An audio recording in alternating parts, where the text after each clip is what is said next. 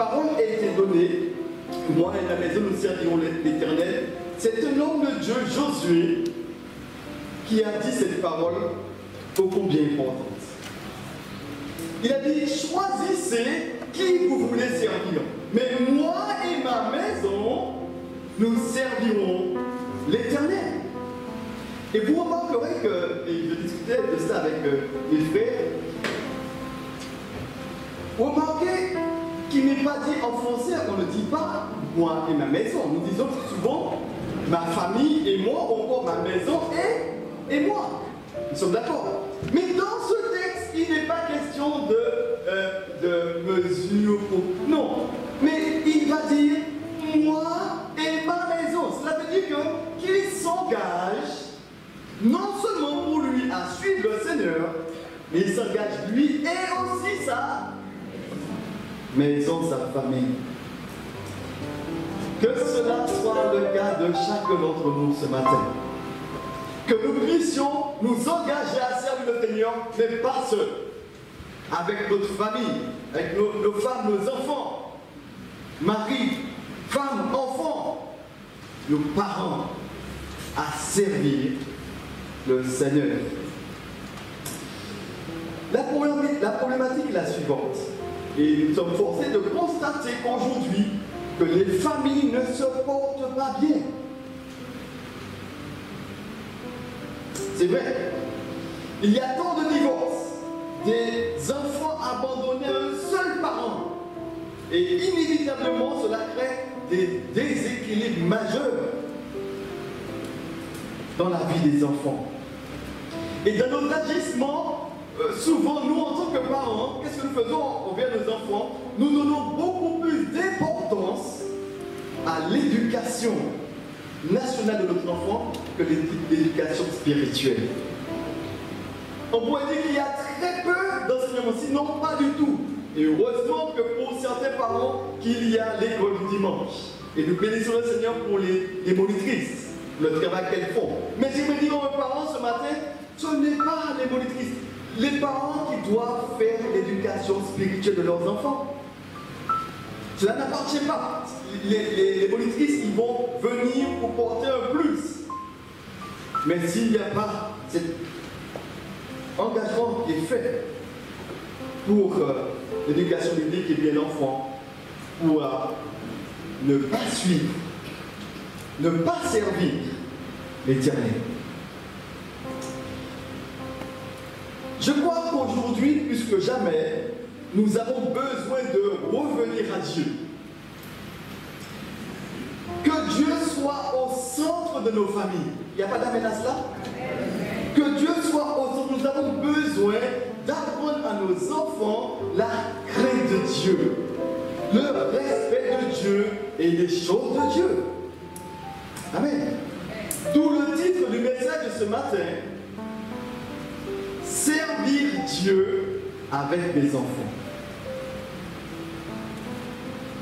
Tout un programme, n'est-ce pas? Je vois les parents se dire, mais oh là là, ce gâteau, j'ai la tête là, servir Dieu avec mes enfants. Mais je ne suis pas mon enfant, c'est vrai. Mais tu peux l'aider et tu peux l'orienter en tant que parent. Servir Dieu avec mes enfants. Je vous invite à ouvrir vos Bibles.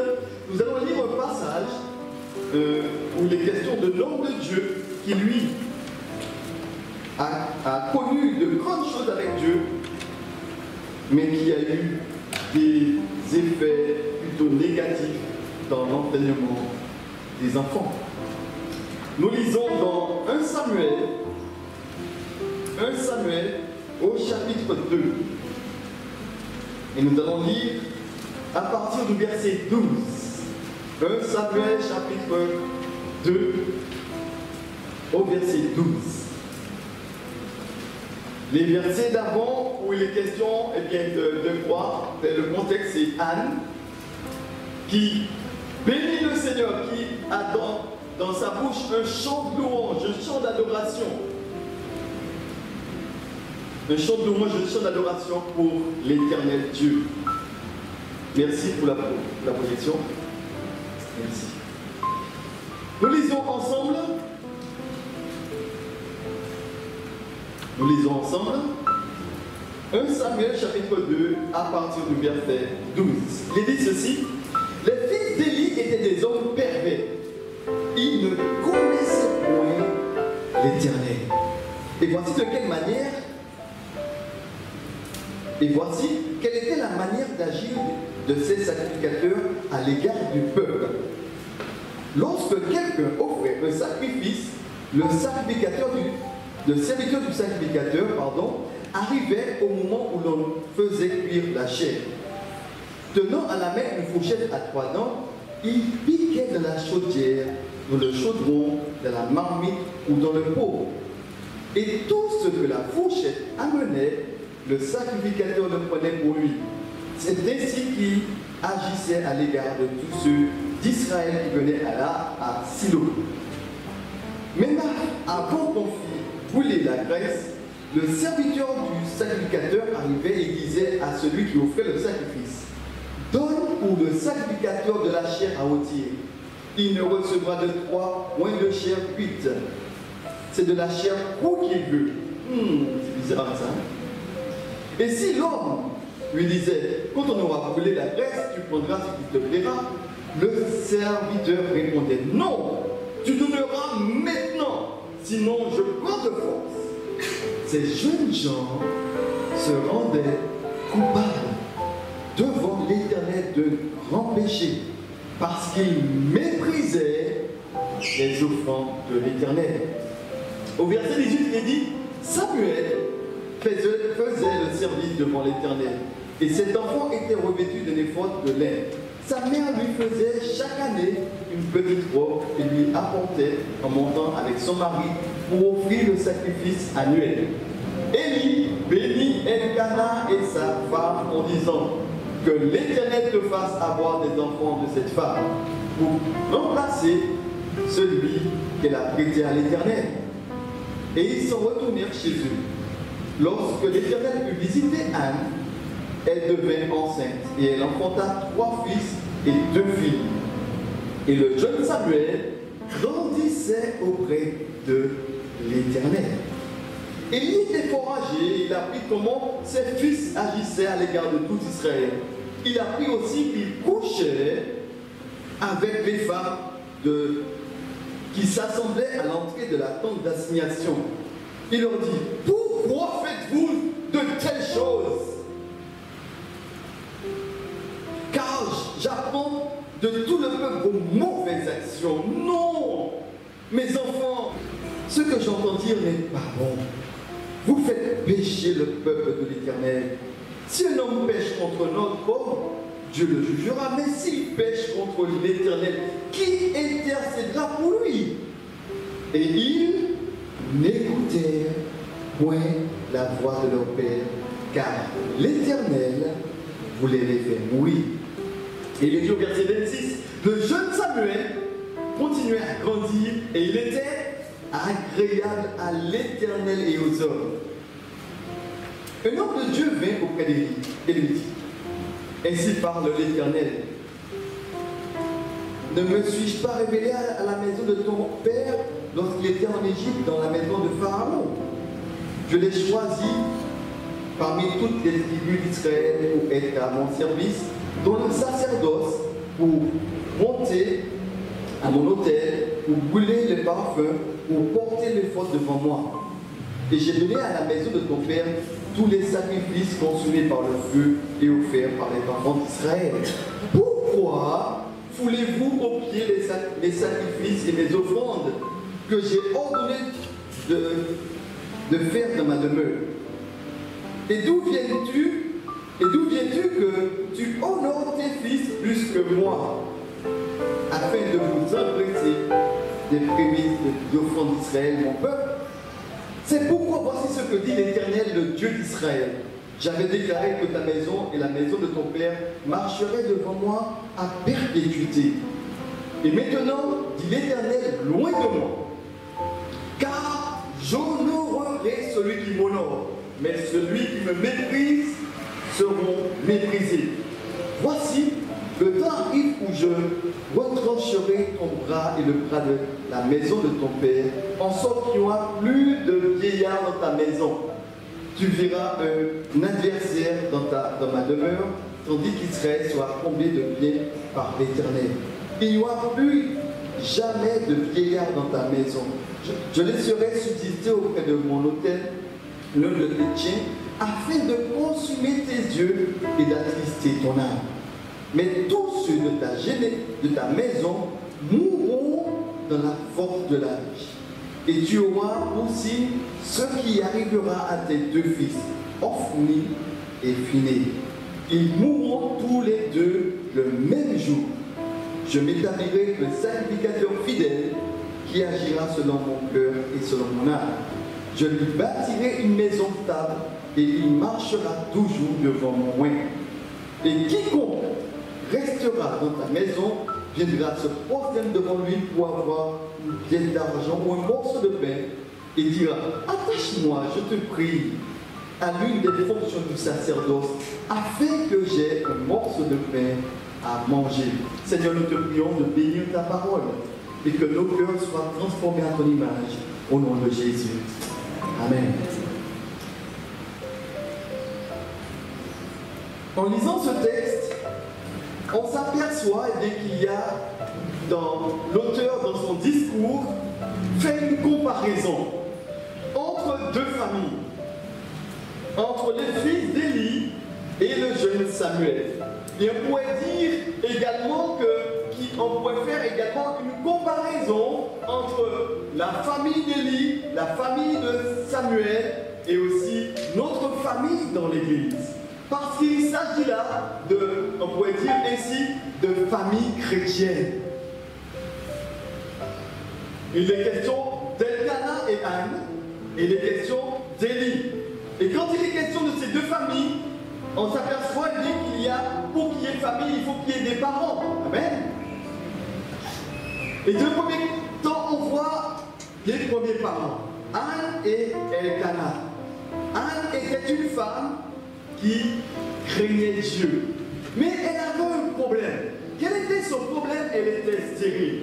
Et à chaque fois qu'elle venait de la maison de Dieu, il y avait un rival qui la mortifiait. Et elle venait de la maison de Dieu, elle pleurait, criait à Dieu. Mais pourquoi, Seigneur, n'ai-je pas d'enfant? Seigneur, mais fais quelque chose pour moi. Et elle va prier.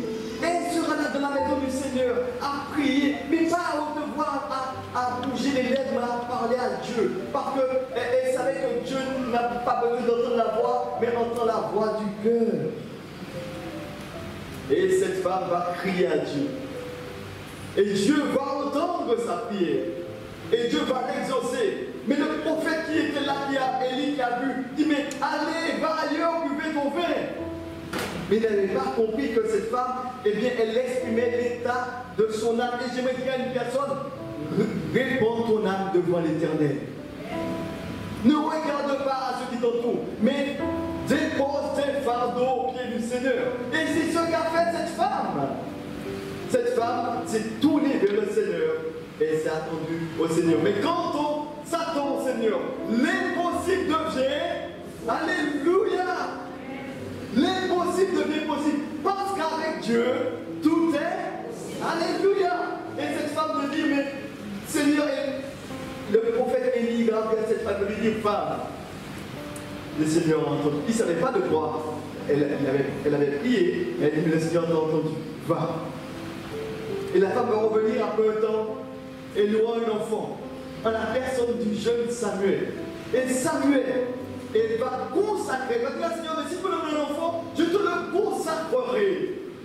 Et quand l'enfant est venu, elle n'a pas dit: mais Seigneur, j'avais dit ça, mais finalement, l'enfant est tellement gentil. Et puis, non. Mais elle a compris le vœu qu'elle avait fait envers l'Éternel.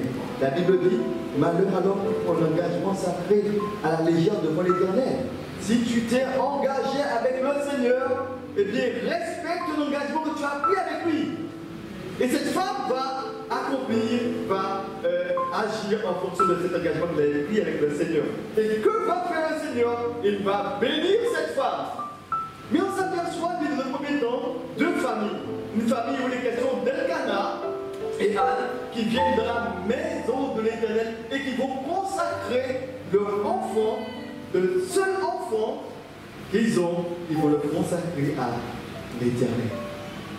Mais on s'aperçoit aussi que cette famille a pour habitude de venir dans la présence de Dieu, dans la maison de Dieu.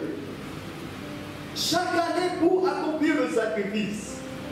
Donc on voit de côté une famille qui craint Dieu, qui s'attend à Dieu, où Dieu va répondre à sa bénédiction grandement, il va leur donner un enfant. De l'autre côté, on voit également une autre famille, où il est question d'Élie et de ses fils. Élie, il ne s'agit pas ici d'Élie le prophète, mais là il s'agit d'Élie, il n'y a pas de E à Élie, là il s'agit d'Élie qui est le sacrificateur. Parce qu'il y a une différence entre le sacrificateur et le prophète. Dimanche dernier, nous avons parlé, bien quelques temps de cela, Élie, le prophète. Mais là il s'agit d'Élie, le sacrificateur. Élie, il était sacrificateur, donc il était dans la maison de l'Éternel. Un homme qui est habitué à être dans la maison de l'Éternel. Deux familles. Et on peut dire ici deux familles chrétiennes parce qu'elles connaissent plus ou moins l'Éternel. Amen. Frères et sœurs, je voudrais m'arrêter quelques instants pour dire quelques mots. Aux parents qui sont là, vous et moi, ce matin, dans la maison de l'Éternel, je me dis ceci. Parents, nous devons avoir un bon comportement, une bonne attitude dans la maison de l'Éternel, mais partout où nous sommes. Autrement dit, parents, nous devrions être des modèles. Est-ce que nous sommes d'accord avec ça? Merci pour la diapo. Parents, nous devrions être des modèles. Deux familles, nous devrions être des modèles. Nous sommes d'accord avec ça? Dis ça à ton voisin. Tu dois être un modèle. Dis-lui ça. Messieurs. C'est-à-dire que tu dois être un modèle, même un petit visage fermé. Tu dois être un modèle comme si tu te reproches. Dis-le ça avec un sourire. Tu dois être un modèle. Parents, tu dois être un modèle. Pourquoi? Parce que si, comprenons ceci, si parents nous n'avons pas la crainte de l'Éternel, quand nous venons dans la maison de l'Éternel, si nous n'avons pas une attitude, un comportement, une manière de faire, eh bien, comment nos enfants feront? Si nos enfants n'ont pas de repère, de modèle, comment feront-ils? Ils feront comme nous faisons. Pas vrai? Je me souviens de ce pasteur qui avait pris une sanction pour un groupe qui devait interpréter un chant. Ça m'avait marqué, je l'avais fait au point. Qui venait en répétition avec des vêtements de tous les jours, et notamment il y avait là des jupes, des sandales aux pieds, et il voyait les jeunes s'asseoir en mettant ses pieds sur les bancs, à s'asseoir un peu partout, s'appuyer sur tout, sur les chaises, sur la chair. Et là, nous sommes bien dans la maison de Dieu. Et dans la maison de Dieu, il faut avoir du respect pour les choses de Dieu. Et c'est pas simplement le dimanche. Et s'il y a une chose qui m'a beaucoup interpellé, il disait, mais même pour la table, et même ici avec le pasteur Ross aussi, même pour la table où il est question de la scène, eh bien on ne fait pas n'importe quoi sur cette table-là. Pourquoi? Parce qu'elle est réservée pour quelque chose de précis. Et quand on vient dans la maison de l'Éternel, on ne fait pas n'importe quoi. On doit avoir du respect parce que ce lieu est un lieu où on invoque l'Éternel. Alors quelqu'un lui a dit, mais ça reste que des bons, ça reste que lieu, oui, mais néanmoins, il y a la présence de Dieu. Parce que, petite parenthèse pour vous faire comprendre, quand quelqu'un qui vient dans ce lieu et qui ne connaît pas Dieu, qui est animé d'esprit méchant, ils ont du mal à entrer dans ce lieu. Nombre de personnes que j'ai pu voir, qu'on a invitées, ils ne peuvent pas entrer dans ce lieu. Ils m'ont dit, mais je veux, mais je ne peux plus, je sors. Pourquoi? Parce qu'il y a des puissances. Et je me dis que là où tu pries dans ta maison, là où tu pries dans le lieu, eh bien le lieu même est imprégné de la présence de Dieu. Parce que je me dis que quand tu pries, est toujours le même lieu. Parce que quand toi-même, tu tu entreras dans ce lieu, tu auras en toi cet esprit de prière pour invoquer ton Dieu. Il est vrai que tu peux prier là où tu es, parce que Dieu voit dans ton cœur. Le lieu intime, c'est dans ton cœur. Mais j'aimerais te dire que pour habitude, prends l'habitude d'évoquer l'Éternel. Et je me dis que si toi, parent, ton enfant ne te voit pas prier, si toi, parent, tu ne viens pas à l'église, si toi, parent, tu n'as pas un respect pour les choses de Dieu, eh bien ton enfant fera pareil. Si tu n'es pas en réunion en semaine, parent, comment l'enfant viendra-t-il en semaine? Et j'aimerais dire qu'il y a de la place pour les enfants, pour les réunions de prière. Et ça m'étonne parce que je vois que ça me fait penser un peu à l'église de la mission chrétienne, à laquelle j'étais auparavant, François. Et il réservait un temps spécial pour que les enfants puissent prier. Dans les réunions de prière, tout le monde pouvait prier à haute voix. Et il y avait un temps où c'était réservé pour les enfants qui priaient. Parce qu'aujourd'hui, on s'aperçoit que les parents ne trouvent pas bon d'amener les enfants en prière. Parce qu'ils ont école le lendemain. Mais s'ils n'ont pas la crainte de Dieu, s'ils ne savent pas prier, comment feront-ils? S'ils ne voient pas les parents prier, et vous pensez que les enfants viendront en réunion de prière? Par exemple, si les parents ne sont pas en réunion de prière, ce n'est pas les enfants qui viendront. Parents, nous devrions être des modèles. Ayant la crainte de Dieu pour enseigner nos enfants. Parents, faisons ce qui est agréable à Dieu. Inévitablement, les enfants, même au téléphone, cela m'a étonné par moment de voir que mon fils s'exprime presque comme moi. Et par moment, on dit, alors c'est qui exactement? Et il commence à changer. Mais il n'a même pas dit de répondre. Parce qu'on connaît souvent un enfant par rapport à... Et mais c'est presque la même voix là maintenant, hein? Qu'est-ce qui se passe là? Parce que l'enfant reproduit inévitablement le parent. Mais si c'est pour de bonnes choses, c'est bien. Mais s'il s'agit de mauvaises choses, c'est pas bon. Parents, tu dois faire attention. J'aimerais dire cette vérité en ce matin. Des parents chrétiens ne donnent pas naissance à des enfants chrétiens. Vous n'avez pas compris, Joe? Des parents chrétiens ne donnent pas naissance à... En fait, des parents ne font pas de petits chrétiens. Des chrétiens ne font pas de petits chrétiens.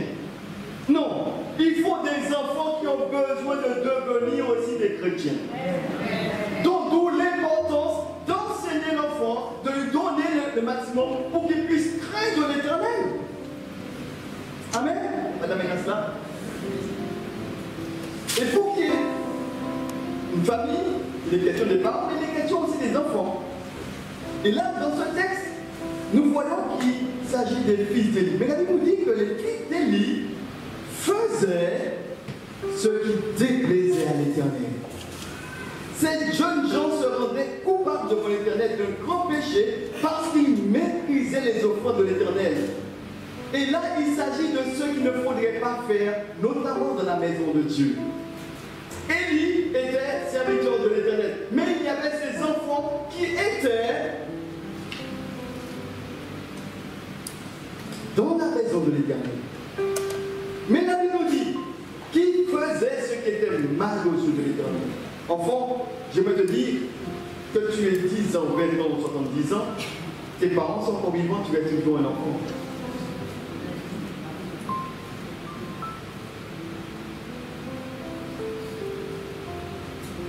Et oui,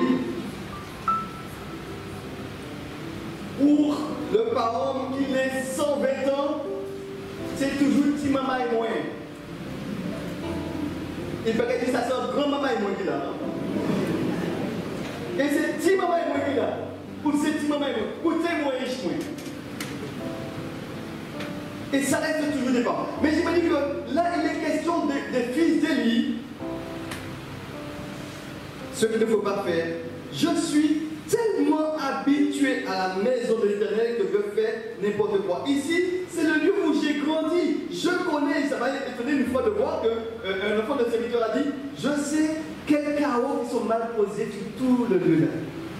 Parce que je connais tellement bien le lieu. Depuis enfant, je suis ici. Mais il y a un danger. On est tellement habitué à la maison de Dieu qu'on peut aussi mépriser Dieu dans sa maison.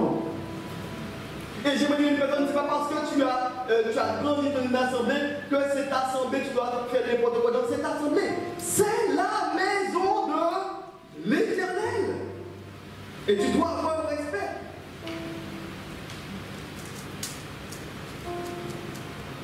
Une expression dit, trop de familiarité tue l'amitié. Trop de familiarité tue l'amitié. Les fils d'Élie faisaient ce qui déplaisait à l'Éternel et cela peut arriver aussi dans notre assemblée. Des enfants qui déplaisent à Dieu, mépriser les choses de Dieu. Il n'y a pas de piété, il n'y a pas de respect pour les choses de Dieu. Et nous devrions faire attention en tant qu'enfants. Et je me souviens de ce jeune homme qui, une fois, il n'y a pas tellement de ça que on était ensemble avec un frère, et un jeune qui s'arrête et me dit, mais vous êtes chrétien? Il essaie de lire ce qu'il y avait écrit sur la voiture. J'ai dû la solution et puis il tourne, il dit, vous l'avez dit en fait, crois au Seigneur Jésus, le verset derrière, crois au Seigneur Jésus et tu seras sauvé, toi et ta famille. Et il me dit, ah ça pas vrai, hein? Je lui dis, mais si c'est vrai que c'est la parole du Seigneur. Ah non. Chaque lumière, chaque bête Afrique atterrir ou n'a. Je lui dis, ah bon? Mais ce que dit la parole de Dieu. Je lui dis, mais parce que pourquoi? Les enfants chrétiens, pourquoi je dis ça? Parce que lui, il avait un arrière-plan chrétien et il disait, c'est m'a surpris, il m'a dit que la plus grande partie du temps, ceux qui sont les plus près de Dieu, leurs enfants sont les plus loin de Dieu. Et il m'a surpris en me disant ça, pour me dire, parce qu'en quelque part, ceux qui, on voit qui aiment Dieu, les enfants font les 400 coups. Et ceux qui font les pires bêtises. Et il m'a dit une chose qui m'a fait quoi un peu, il ne savait même pas qui j'étais. Il m'a dit, surtout les enfants de pasteurs.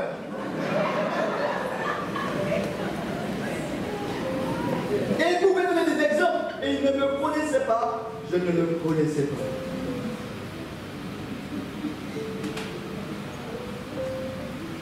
Est-ce que nos enfants suivent l'exemple? Est-ce que tu suis l'exemple des parents? Dans la maison de Dieu, il peut y avoir de ceux qui craignent Dieu et de ceux qui ne craignent pas Dieu aussi. Mais je crois qu'il est important pour nous de souligner ce point très important. Enfants, parents, nous devrions être des modèles. Mais les enfants, nous devrions suivre le bon modèle. Le bon modèle. Je voudrais continuer, puisque le temps passe vite, je voudrais que nous puissions voir ce deuxième point. Dans ce texte, on s'aperçoit qu'il y a 3 catégories de serviteurs. Et dans la maison de Dieu, il y a également 3 catégories de serviteurs. Et on va s'apercevoir que ils étaient tous consacrés à l'Éternel. Tous des hommes qui sont consacrés, en tout cas mis à part pour le service de Dieu. Il est question avant tout des fils d'Élie, du jeune Samuel et du serviteur Élie. Les fils d'Élie, la Bible dit ceci, parce que c'était des personnes qui étaient consacrées. Les fils d'Élie, automatiquement, ils étaient mis au service de Dieu. Ah, c'est impressionnant cela. Parce que dans la maison de Dieu, nous qui sommes dans l'église également, nous pouvons avoir de ceux qui servent Dieu sans réellement connaître Dieu.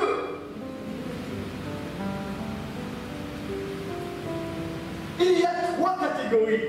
Et nous pouvons voir que tous ils sont dans la maison de Dieu, tous ils servent Dieu, tous ils ont été consacrés. Et pourtant, tous ne connaissent pas Dieu. Il nous est dit ceci dans le livre, dans ce passage. 3 catégories. Les fils d'Élie, il nous est dit verset 12, ceci.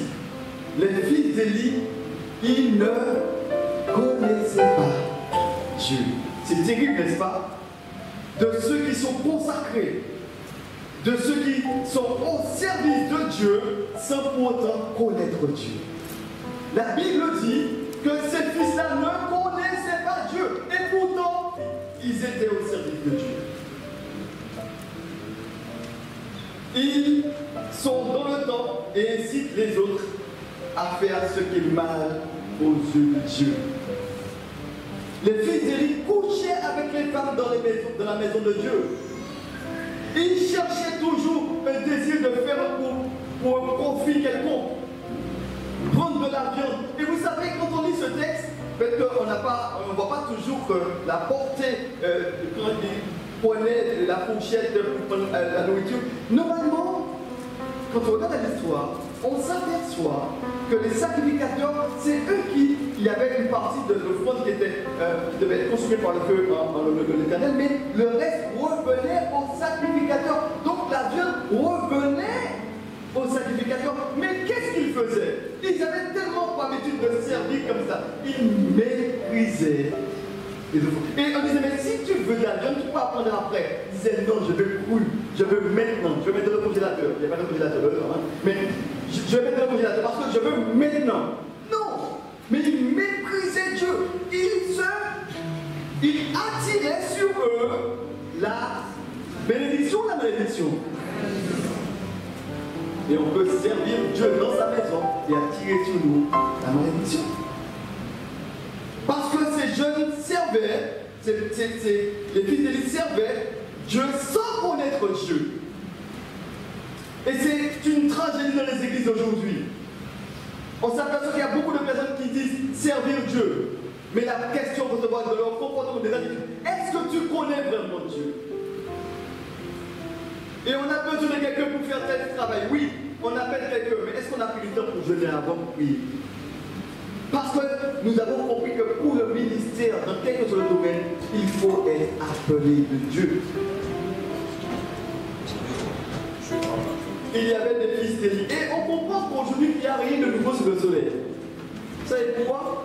Parce que j'entends dire, je ne sais pas si vous avez entendu cela, mais que certains pasteurs, ils cherchent toujours à faire du profit dans les églises.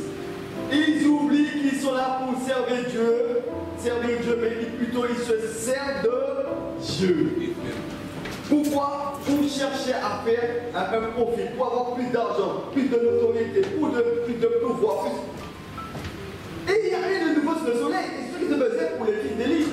Mais en plus de tout cela, ils couchaient avec les femmes dans la maison de l'Éternel. Mais qu'est-ce qui se passe? Et ça m'a étonné une fois d'entendre qu'un homme de Dieu qui était pasteur, et donc de nous chrétiens, qui était pasteur, mais qu'est-ce qu'il faisait? Pour chasser le démon dans la femme, il faut qu'il couche avec la femme. Et là, l'esprit partira. Mais des choses terribles. Et pour dire qu'aujourd'hui, il y en a de ceux qui se retrouvent justement incarcérés. Pourquoi? Parce qu'il y a eu beaucoup d'abus. Mais il n'y a rien de nouveau sous le soleil. Parce que cela se faisait depuis le temps d'Élie. Avec Élisée, avec les fils d'Élie. Et ils disaient servir Dieu, mais ils ne connaissaient pas l'Éternel. Et pourtant, ils sont dans le service. Il y a une autre catégorie de personnes que nous voyons dans ce texte sur les questions du jeune Samuel. La Bible nous dit que le jeune Samuel ne connaissait pas encore l'Éternel.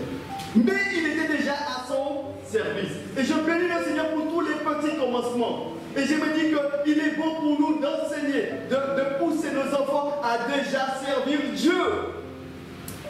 Et très tôt, dans quel que soit le domaine. Et même s'il ne connaît pas encore, mais il ne connaît pas encore, mais on l'incite à servir Dieu. Dieu ne méprise pas les petits commencements. Et je me dis que quand tu vas en visite, amène ton enfant. Quand tu vas prier, amène ton enfant. Quand tu fais quelque chose pour le Seigneur, amène ton enfant. Quand tu veux nettoyer l'église, amène ton enfant. Incite-le dans les petites choses à servir déjà Dieu. Et quand Dieu va venir se révéler à lui, il sera un serviteur de Dieu. Amen. Et c'était le cas pour le jeune Samuel, la Bible nous dit qu'il ne connaissait pas encore l'Éternel. Au chapitre 3. Mais Dieu va se révéler à lui. Et quand Dieu va se révéler à lui, eh bien sa situation sera changée. Il sera un homme de Dieu. Alléluia. Une deuxième catégorie de personnes dont les questions viennent de ceux qui ont besoin de faire, d'entendre la voix de Dieu, avoir et souligner cette différence entre entendre et écouter. Le jeune Samuel, il va entendre la voix de l'Éternel, il va venir vers Élie, parce qu'il ne connaissait pas encore la voix de l'Éternel. Mais il était déjà dans la maison de l'Éternel, il servait déjà l'Éternel. Dieu va se révéler à lui. Alléluia. Donc il y a de ceux qui ont besoin de grandir dans la connaissance de Dieu. Mais il y a une troisième catégorie de personnes. Et je bénis le Seigneur pour ces hommes tels que les Élie, des sacrificateurs, de ceux qui ont pour habitude d'entendre ce que Dieu dit et comprendre au travers de tout ce que Dieu fait. Alléluia. Dans une église, on ne comprend pas toujours. Il y a toujours des gens qui disent, mais on ne peut pas comprendre rien. Mais il y a d'autres qui disent, mais tiens, Dieu est en train de travailler. Dieu est en train de révéler des choses, à enlever tout ce qu'il y a de mauvais pour te faire remonter les choses, parce que Dieu est en train de faire le travail en profondeur. Et ceux qui peuvent voir ce que Dieu fait, et ce n'est pas tout le monde. Mais il y a des Élie qui sont là, des hommes qui disent, mais là, c'est Dieu qui appelle le jeune. Et il va voir, Dieu est en train de faire un travail. Maintenant, voilà ce qu'il convient de faire. Et il est important, la Bible nous dit que nous qui devrions être des maîtres, nous sommes encore, nous avons encore besoin de l'aide. Vous qui devriez être, vous êtes des bébés spirituels, vous devriez être des maîtres, de ceux qui maîtrisent, de ceux qui donnent naissance. Et Dieu nous invite, notamment dans le livre Hébreu, Dieu nous invite à être des hommes faits à la statue parfaite de Christ. Alors, la question que je te pose ce matin, quel serviteur es-tu dans la maison de Dieu?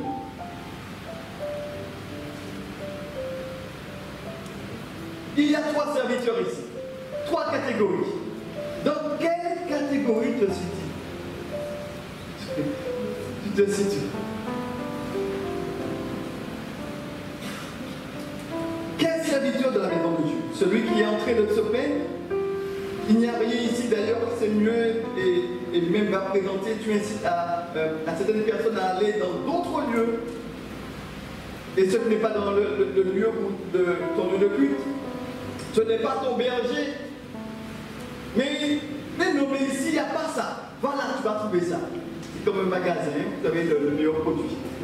Voilà. Mais j'aimerais te dire que si Dieu t'appelle à être dans une église, ce n'est pas la brebis qui choisit son berger, mais c'est Dieu qui établit, qui demande seulement de suivre, parce que Dieu veut faire un travail précis dans ta vie. C'est Dieu, si tu te permets d'être dans une église, c'est parce qu'il veut te travailler, enlever ce qui est de mauvais et te donner de bonnes choses. Dieu veut travailler en profondeur, mais ce n'est pas toi qui choisis. Ah non, ce berger-là, il est plus intéressant.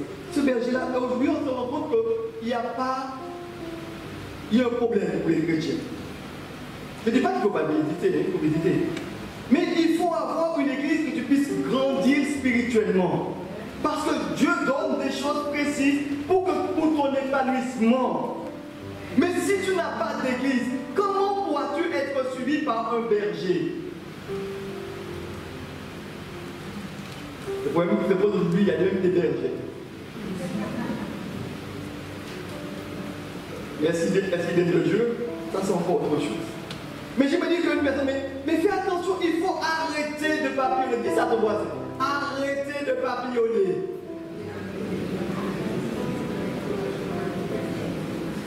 Si Dieu vous a placé dans une assemblée, restez-y et travaillez pour l'accomplissement de l'œuvre de Dieu.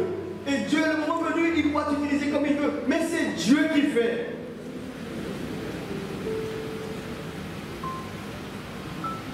Quel serviteur est celui qui doit toujours dire ce qu'il pense? À moi, non, moi c'est la vérité. Je dis la vérité, mais la vérité peut nuire aussi.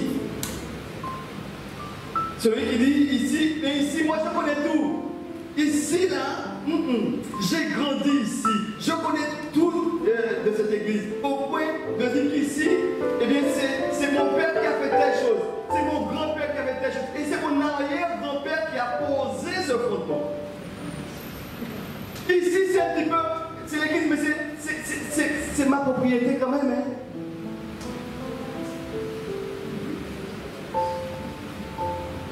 Quel serviteur es-tu? J'aimerais dire qu'il y a un danger. L'œuvre de Dieu n'appartient pas aux hommes. Qui que tu sois, si tes parents ou toi-même tu as servi l'œuvre de Dieu, Dieu merci. Mais ce n'est pas ton œuvre, parce que tous nous serons appelés à partir, l'œuvre de Dieu va toujours continuer. Donc ne t'accroche pas à une œuvre qui n'est pas la tienne. Tu es un serviteur de la maison de Dieu, mais ce n'est pas ta maison. Et tu dois tout faire pour l'avancement de l'œuvre de Dieu. Mais ne t'approprie pas cette maison comme étant ta maison. On a toujours fait comme ça, c'est toujours comme ça. C'est un petit peu ma propriété ici. Hein. Et heureusement, hein, s'il n'y avait pas ça, frères et sœurs, n'oublions pas, c'est l'œuvre de Dieu. Et Dieu est capable de faire comme il veut, où il veut, avec qui il veut, là où il veut. Mais ça reste toujours, et toujours encore, l'œuvre de Dieu. Alors, je vois que nous allons rapidement, nous allons terminer par ce dernier point, un reproche et une récompense de la maison de l'Éternel. Il y a 3 serviteurs, c'est vrai, mais il y a aussi un reproche, mais aussi une bénédiction. Alléluia. Parce que de la maison de Dieu, il y a la bénédiction aussi. Alléluia. Un reproche à Élie. Et je voudrais attirer votre attention sur quelques vérités. La première vérité, il y a un reproche qui est fait à Élie, non pas parce qu'il servait à Dieu, non pas parce que, mais c'est simplement parce qu'Élie n'avait pas pris de mesures de discipline, de sanctions envers ses enfants. Simplement. Quand on regarde ce texte, un reproche est fait à Élie. Pourquoi? Il a parlé, mais il n'a pas pris de sanctions. Et j'aimerais vous dire, et relever quelques vérités rapidement ce matin. La première vérité est la suivante. Ces enfants n'étaient pas des enfants.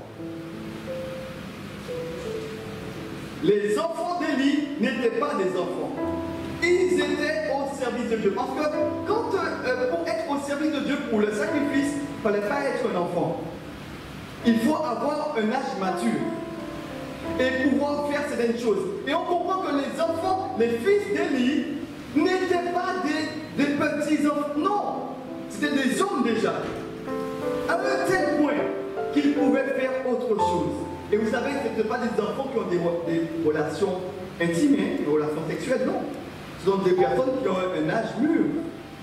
Et là, ils pouvaient coucher avec des femmes dans le temps. Ils étaient au ciel. Donc, on dit qu'il ne s'agit pas là de bébés, de jeunes, il s'agit là de personnes matures. Les fils d'Élie. Et j'aimerais vous dire, vous donner cette vérité. Ce n'est pas parce qu'on est majeur qu'on doit faire ce qu'on veut de la maison de Dieu. Et oui, c'est à souligner cela. Parce que beaucoup de personnes ont dit, mais oui, mais image, j'ai laissé faire ça, il est. J'aimerais te dire que si, et c'est le problème avec les chrétiens aujourd'hui, quand tu as un enfant qui est 10 ans, 20 ans, 30 ans, 50 ans, tu es toujours responsable, d'une manière ou d'une autre. Tu dois enseigner l'enfant dès son jeune âge, et quand il sera grand, il ne parlera pas. Mais c'est ton devoir. Et pas parce qu'il a 20 ans, 30 ans, il dit, mais le débrouiller pour échouer, c'est au cas. Non, parce que c'est ce qui était reproché à Élie. Tes enfants sont responsables. Mais toi, tu es responsable de tes enfants. Et tu devais prendre des sanctions. Et souvent, nous parents disons, mais non, mais c'est lui, oui, mais Isaac, grand-maman t'a dit, pas faire ça, hein. Et puis nous avons fait toujours. Et nous n'avons pas dit rien. Un reproche qui était fait. Des parents qui acceptent que leur copain puisse venir à la maison dormir. Mais vous m'avez dit, comment faire ça, quelqu'un, hein? Mais qu'à continuer. il a fini là, dormi, et puis même après, on va partir d'aller dormir avec les copains, et puis bon. Et puis moi, je suis dans la maison, mais Isaac, on t'a dit ça, il faut arrêter dans ta voiture, mais il faut arrêter. Ah bon? Et toi, tu ne fais rien en tant que parent? Ce qui était reproché à Élie. Élie, il y avait un reproche. Pourquoi? Parce qu'il ne faisait pas ce qu'il faisait. Et ses enfants étaient responsables. Et d'autant plus, ils étaient dans la maison de l'Éternel. Et Élie, toi qui devais mettre en place une discipline, une sanction envers ses enfants. Et oui. Et même quand l'enfant est chez lui, il faut non seulement parler, mais aussi prendre des mesures de discipline pour le bien de l'enfant. Et ça, c'est normal. Qui ne va pas toujours comprendre au départ. Hein. L'enfant ne comprend pas ta parole que pour que l'enfant va comprendre. L'enfant ne va pas comprendre au bout d'un moment, mais après un temps, il va dire, mais heureusement, papa, que tu m'avais dit ça. Je n'ai pas entendu maman, mais heureusement que tu étais comme une petite avec moi. Pour cela. Et je vais vous donner cette vérité textuelle. Les enfants n'ont pas écouté la voix de leur père. Et cela, le Seigneur va dire, mais ils ne t'ont pas écouté. Je comprends. Non. Nous t'ai dit que Élie a parlé à ses enfants. Il a dit, non mes enfants, votre manière d'agir n'est pas une bonne manière d'agir. Non, il ne faut pas faire telle chose. Mais il n'a pas pris de sanction. Et Dieu va lui dire, mais non, mon ami. Non.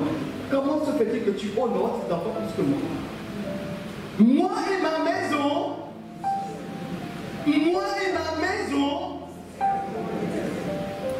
et là pourquoi tu veux servir Dieu seul et laisser tes enfants derrière? Non! Tu dois mettre en place une discipline, prendre des sanctions. Et je me dis que nous avons besoin de comprendre cela aujourd'hui.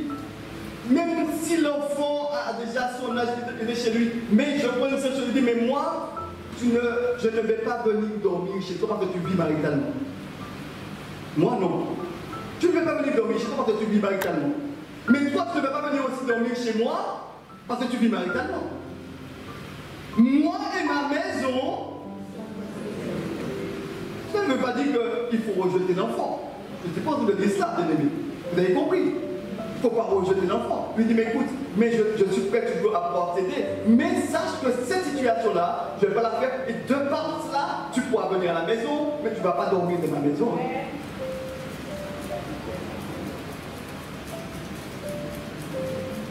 Moi et ma maison, nous servirons l'Éternel. Prendre des sanctions, c'est mettre des limites pour structurer un enfant.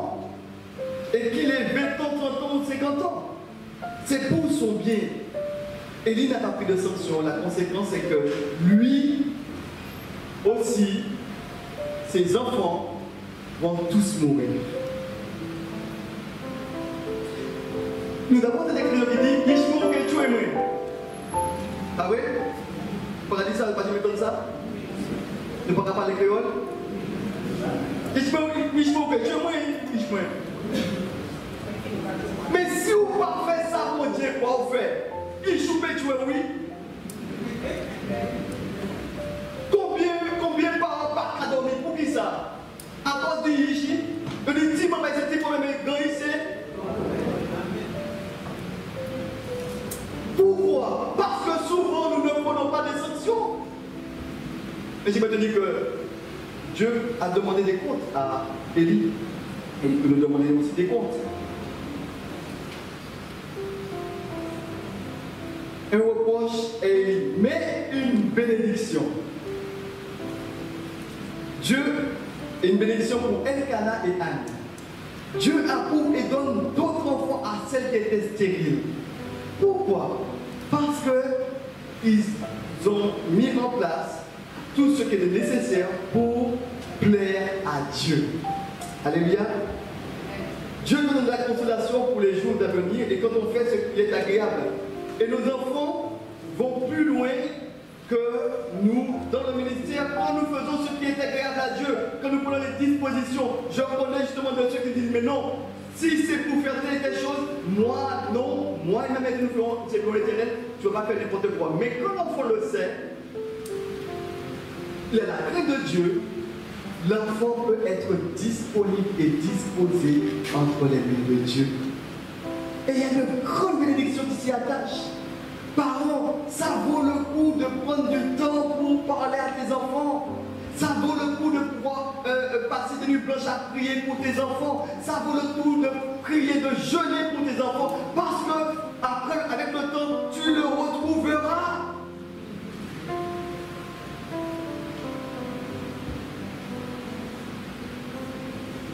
Elkanah et Anne, ils ont été bénis. Le jeune Samuel était le prophète utilisé puissamment entre les mains de Dieu pour établir des rois en Israël. Il était, le jeune Samuel est devenu un homme de Dieu. J'aimerais dire à un parent ce matin, parent, tu ne sais pas ce que Dieu a prévu pour ton enfant. Tu ne sais pas ce que Dieu a mis en place pour le service. Alors j'aimerais te dire, consacre-toi, consacre ton enfant, consacre du temps dans le jeu de la prière pour ton enfant. Tu ne sais pas ce que Dieu a prévu pour lui demain. Si ce sera un grand serviteur, je le sais, un pasteur missionnaire, un homme de Dieu, mais qu'importe. Mais qu'il soit un instrument entre les mains de Dieu. Et plus que tout, qu'il soit un homme ou une femme de Dieu. Qui a-t-il de plus important? La réussite physique ou la réussite spirituelle? Je voulais terminer par un témoignage maintenant. Je termine par ce témoignage pour que nous soyons vigilants envers quelques dangers. Alors, c'est vrai que dans ma préparation, je me suis dit que je ne vais pas prendre le temps parce que ça va prendre du temps sur la prédication, mais ça m'a semblé nécessaire en tant que berger de vous avertir. Que cela soit vrai ou pas vrai, mais il y a un danger. Et ce danger, je vais le lire, il est assez long, je demande vraiment de support, je vais comment le lire, je ne vais pas faire de commentaires, pour dire que nos enfants et nous-mêmes, nous sommes en danger. Je vais simplement donner lecture de ceci. Je voulais aussi afficher, si vous voulez lire avec moi, où il est question de la confession d'un homme lors de la délivrance. Sous ce qui se passe sur Facebook. Après que ce soit jusqu'à présent, c'est sur ces mots quand il a été interrogé. Il a dit ceci. Nous sommes sortis avec un mandat, et là il est question d'une personne lors de délivrance, et de jeunes, on priait pour lui, et qui s'est mis encore à révéler cette confession. Maintenant, qu'importe sur ce qui était fait ou pas fait, vrai ou pas vrai, mais je crois que nous devons être vigilants. C'est mon devoir aussi d'avertir. Il dit ceci, nous sommes sortis avec un mandat pour saisir les âmes de la jeunesse. Alors, on se dit là, qui êtes-vous? Nous sommes des agents de Lucifer et nous sommes nombreux. Quelle intention avez-vous pour réaliser cette mission?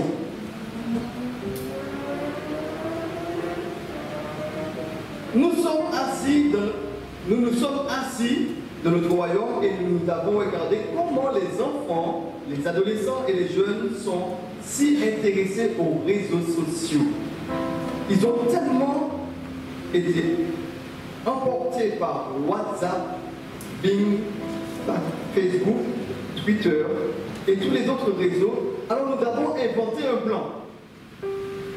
Nous avons détruit beaucoup de destins et nous avons rendu beaucoup inutiles à travers les réseaux sociaux. Mais notre concentration principale est sur Facebook. Pourquoi avez-vous choisi Facebook? Parce que nous avons vu qu'il était plus progressif que les autres. Les jeunes aiment Facebook. Ils passent beaucoup de temps sur celui-ci que sur les autres. Alors nous avons placé des agents peu démoniaques sur Facebook et ils sont encore en œuvre maintenant, même que je vous parle. Comment saisissez-vous de ces personnes? C'est très facile, il y a entre parenthèses rire. Nous les envoyons une demande d'amis. Une fois qu'ils acceptent la demande, nous écrivons leur nom dans le livre et nous commençons à manipuler leur esprit. De quelle manière envoyez-vous les demandes? Nous envoyons les requêtes comme n'importe quelle autre demande Facebook, mais l'esprit de l'individu est capturé principalement quand il ou elle passe par nos photos de profil ou photos d'album. Une fois qu'il ou elle voit nos photos, leurs âmes sont déjà en train de manipulation parce que ces photos ne sont pas seulement comme n'importe quelle photo, ce sont des photos ordinaires avec des esprits extraordinaires. À quoi ressemblent ces photos? Parfois, nous utilisons l'image d'une femme nue comme photo de profil dans le but d'attirer des hommes, mais la plupart du temps, nous utilisons ces images. Il a sorti quelques images de certains films d'horreur comme Le Seigneur des Agneaux, Attaque de vampires et beaucoup d'autres encore que je ne pouvais pas reconnaître. La plupart du temps, nous causions avec eux, mais quand nous cherchons, nous envoyons par le message texte, nous leur envoyons ces photos et une fois qu'ils les voient, ils sont vibrants. S'ils sont vibrants spirituellement, académiquement, moralement ou sous tous les aspects, ils commenceront à tomber et finiront par tomber. Que faites-vous aux personnes que vous capturez? Leurs vies sont contaminées négativement et leur esprit pollué par la convoitise. Nous ne les laissons jamais aller. Nous les rendons accros à la pornographie, à l'homosexualité, au lesbianisme, à la masturbation, à la luxure et la fornication, mais les principaux points faibles sont la pornographie, la masturbation et la fornication. Et entre parenthèses, il y a rire. Ils ne sont jamais, peu importe comment ils essaient. Combien de personnes avez-vous saisies? Ils sont trop nombreux et la majorité d'entre eux sont des jeunes. Donnez un nombre de personnes que vous avez saisies. Comme je l'ai dit, ils sont trop nombreux. Mais seulement sur Facebook, nous avons plus de 2 millions de jeunes. Et je crois que nos agents ont encore saisi plus maintenant. Nous avons retourné notre attention sur les jeunes et ils tombent sur ce plan. Nous envoyons la demande, ils acceptent, ils passent par nos photos et ils sont manipulés. Leur vie ne sera jamais la même. Après cela, l'esprit parlant par ce jeune homme a été mis dehors, montrant que lui-même était victime de ces manipulations. Ce jeune, quand chaque esprit qui était manipulé par ces esprits, mais après, c'était un jeune qui était manipulé par ces esprits-là. Et il dit ceci, et je vais terminer avec ça. Mon cher ami, Facebook, toi qui vas sur Facebook, toi qui es habitué à Facebook, peux-tu compter combien de demandes d'amis tu as acceptées? Ou combien de personnes as-tu ajouté? Peux-tu te rappeler combien de photos tu as vues et combien de conversations as-tu eues? Es-tu parmi ces 2 millions de jeunes, parmi ceux qui sont encore à saisir? À la fin de la délivrance, l'Esprit a mentionné qu'ils ont accès aux esprits des Facebookers qui sont vides. Une fois qu'ils les obtiennent, ils font l'amour, ils leur font l'amour au travers des rêves et anéantissent leur destinée.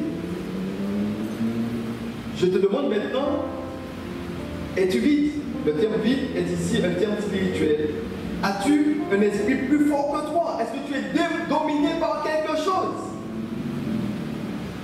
As-tu donné ta vie à Jésus-Christ? Nous avons une génération de jeunes sensibles. Si tu es aux prises avec une de tes choses, tu es un jeune sensible. Ouvre-toi au vrai homme de Dieu pour la délivrance, ta délivrance. il est possible, avant que le temps s'épuise, de libérer notre génération en priant et en jeûnant pour l'intervention de Dieu. Il y a des dangers. Nous allons nous mettre debout, j'invite le groupe de louanges à se prendre en place.